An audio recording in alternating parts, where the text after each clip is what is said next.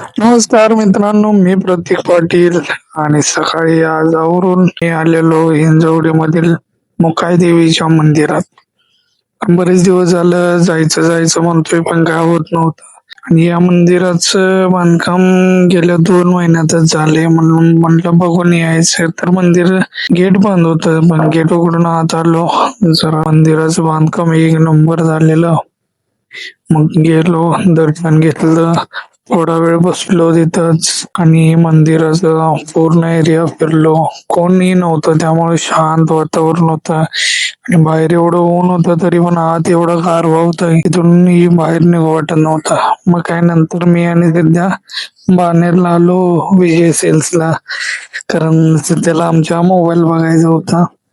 मग मोबाईल वगैरे बघितला, काम झालं ते आम्ही रिटर्न माघारी फिरलो. धन्यवाद.